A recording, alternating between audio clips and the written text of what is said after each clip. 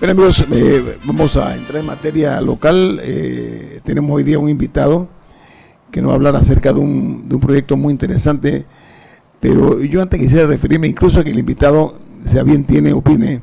Camila, hay una información sobre una propuesta que se ha hecho por parte, no sé si aquí está, que tiende, dice, la prensa, me gusta el titular, dice: Camarón Legislativo favorece a delincuentes de alto perfil. ¿Por qué?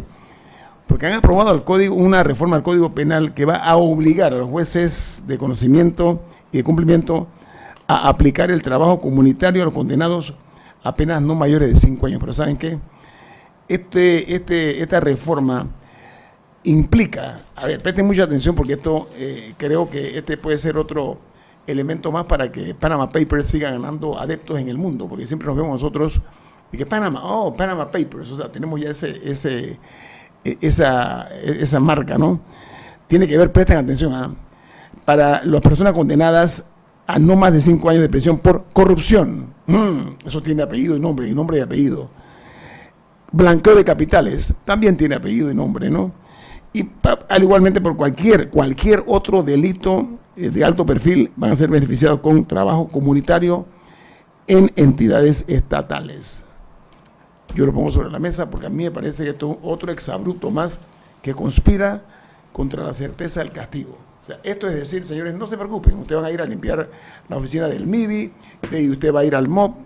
Esto no puede ser, hombre. En este país parte del problema es que como la justicia no tiene la severidad, no tiene o carece de una postura, diría yo, robusta en la aplicación de las leyes, deja estas puertas abiertas para que diputados que no son abogados, se dediquen a este tipo de propuestas malsanas, porque cada día crece más aquí no únicamente la corrupción, sino también los actos delictivos, como lavado de dinero, de capitales, etcétera, ¿no? Yo la pongo en la mesa. No, ese proyecto busca en la práctica lograr algo, que la cárcel solo sea para los pobres, Guillermo. Los únicos que van a estar en las cárceles sí, no daban dinero, el que caza una iguana, porque claro, por cazar una iguana te agarran con la iguana amarrada 8 años. Sí. O sea, son cosas que tiene que tener mucho cuidado, Guillermo, el país. ¿Quién va a la cárcel y quién no va? O sea, la cárcel tiene que ser un escarmiento para todas las capas sociales del país. Y la gente le debe tener miedo ir a la cárcel. Un equilibrio.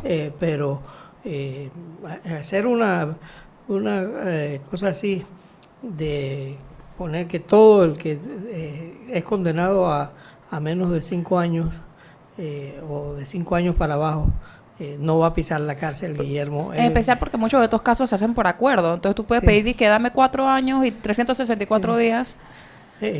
Vivazo, decía, pero en Panamá no se juzga suficiente el tema de blanqueo de capitales. Ese es un delito que en Panamá se debe investigar muchísimo más, pero escucha, y que no se hace. Como siempre, los diputados son más inteligentes que usted y que yo, y con los que estamos en esta mesa, son muchísimo más inteligentes que nosotros, y confieso que en ese sentido nos ganan, pero inteligentes para las travesuras, ¿no?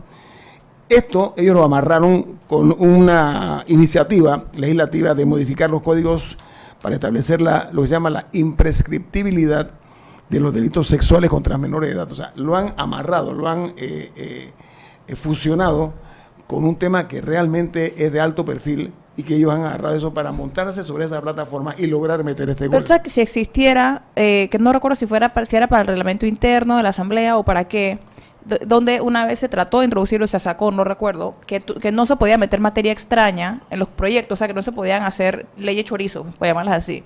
Que si la ley era sobre el uso de plásticos, que tú no pudieras meter un artículo sobre corrupción. O sea, claro, que tú no podías meter materia extraña en los proyectos. Eso es materia extraña. No, porque yo me leí el proyecto original, que es el proyecto de ley 91. El 91. Ajá, yo me lo leí el original cuando recién lo presentaron, y creo que tenía 1 o 2 artículos. Era modificar y nada más agregar que entre los que eran imprescriptibles, que estaba, por ejemplo, cosas de terrorismo, estaban imprescriptibles, era de que no sé qué, terrorismo, y los delitos sexuales contra menores. Es que esa era lo único que hacía, que es una medida importante, pero esto claramente es materia extraña. El politólogo Harry Brown está con nosotros. Harry, usted quiere opinar siempre sobre temas de interés nacional. A mí me preocupa, por ejemplo, que el Colegio Nacional de Abogados permita, hago un llamado al Colegio Nacional de Abogados que se caracterice ¿okay? En temas como este, que afectan la justicia panameña. Harry Brown, bienvenido a Infoanálisis. Sí, gracias, Nito. Buenos días. Mira, yo lo que estaba pensando mientras les escuchaba es en la Asamblea Nacional. La Asamblea Nacional es el órgano más importante de cualquier régimen democrático. Eso incluye a Panamá. Y también sabemos que en los últimos años nuestra Asamblea Nacional ha sido muy cuestionada por la opinión pública y por diversos actores sociales y políticos.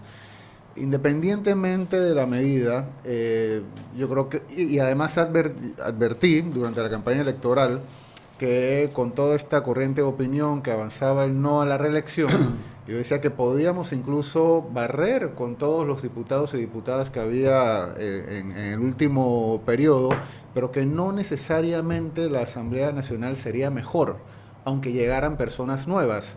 Porque lo importante en todo esto, la conducta de un diputado y una diputada viene determinada por los incentivos que le generan las reglas con que son electos. Y eso quizás nos ayuda a hacer el puente dentro de unos minutos con el tema que vine a conversar. Sí, que es, bueno, ¿cuáles son esas reglas con las que son electos nuestros diputados y nuestras diputadas que luego llegan a incentivar una conducta que en muchos casos, y parece que este es uno de esos, no es la que la ciudadanía espera de ellos? Mire, yo creo, diga Camila, usted iba a decir. No, iba a decir justamente por ese puente, Harry, para quienes no lo conozcan, es del Centro Internacional de Estudios Políticos y Sociales, y esta semana publicó un artículo llamado Perfeccionar la equidad en la competencia, primer objetivo de las reformas electorales 2020.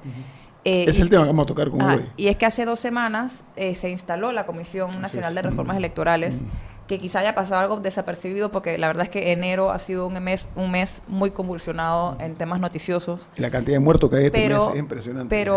Pero es importante el tema de las reformas electorales, porque siempre hay quejas cuando ya estamos en el mismo proceso electoral.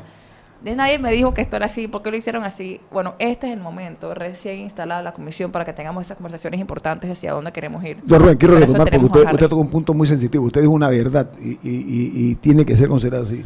Esta modificación ayuda, va en desmedro de la gente pobre. Estoy absolutamente de acuerdo con usted. Totalmente, Guillermo. Mira, una de las cosas que tiene mal el sistema penitenciario panameño es que no incentiva el trabajo en las cárceles. Es que usted dijo un tema, a mí, yo creo que tiene mucha validez. Lavado de dinero. Imagínese usted, ¿no? O sea, eso tiene... Primero, todo el mundo va a negociar para que la condena sea en menos de 5 años. Corrupción. Corrupción. Entonces, otro de los temas es tratar de evadir la responsabilidad de la corrupción. ¿Cuál es el tema que está en juego aquí? Nosotros sabemos que en las cárceles se practica el ocio. O sea, no hay trabajo en las cárceles. No hay escuelas en las cárceles. O sea, mano de obra. Es una vergüenza que en la democracia aquí ningún ministro de Gobierno y Justicia haya explicado qué se hace en las cárceles. Y se vaya a televisión, a tu programa, a tantos programas que hay en televisión, a explicar cuál es la vida de un detenido en la cárcel. Nadie explica eso, Guillermo. Eso no es vida. Primero que no es vida, ¿no? Primero no es vida.